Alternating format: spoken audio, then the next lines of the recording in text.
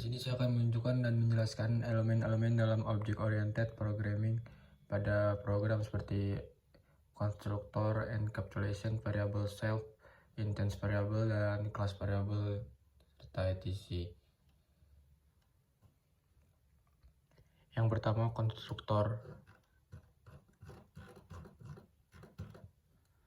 Konstruktor adalah metode khusus yang dieksekusi secara otomatis saat sebuah objek dari kelas dibuat.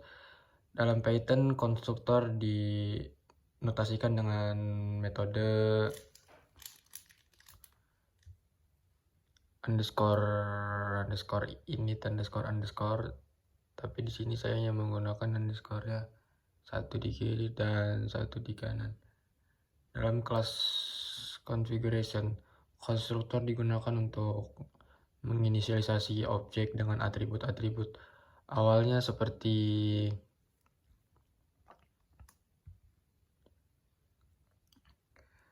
IP address, gateway, subnet, dan user. Contohnya ada di sini, di bagian ini. Selanjutnya, encapsulation. Konsep dalam OOP di mana atribut-atribut suatu kelas disembunyikan dari akses langsung dari luar kelas tersebut. Dalam kelas configuration dan network device, atribut-atribut seperti IP address, gateway, dan subnet disembunyikan dari luar dan hanya dapat diakses melalui metode-metode kelas yang ditentukan. Selanjutnya, instance variable. Instance variable adalah variable yang nilainya unik untuk setiap objek yang dibuat dari kelas. Setiap objek configuration atau network device memiliki salinan dan variabel IP address, gateway, subnet, dan lainnya yang berbeda satu sama lainnya. Selanjutnya kelas variabel.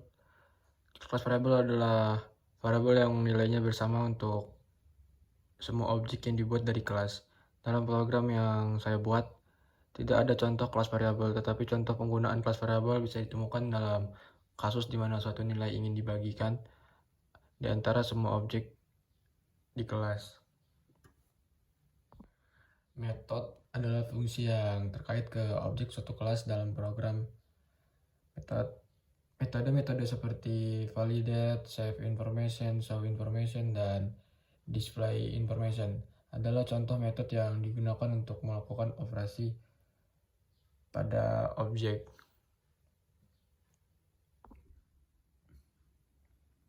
Program yang dijalankan adalah script dari Python yang terdiri dari dua modul, main.py dan configuration.py. Modul main.py berfungsi sebagai titik masuk untuk utama program. Terus modul configuration.py berisi definisi dari dua kelas utama configuration dan network device yang digunakan untuk mengatur informasi konfigurasi jaringan dan perangkat jaringan. Input yang dibutuhkan. Program meminta input dari pengguna melalui terminal menggunakan fungsi input. Input yang dibutuhkan bervariasi tergantung pada pilihan yang dibuat oleh pengguna. Misalnya saat ini saya memilih untuk memasukkan konfigurasi jaringan, pengguna diminta untuk memasukkan subnet, gateway, dan alamat IP. Saat memasukkan perangkat jaringan, pengguna diminta untuk memasukkan nama perangkat dan tipe perangkat, serta alamat IP yang terkait dengan konfigurasi jaringan.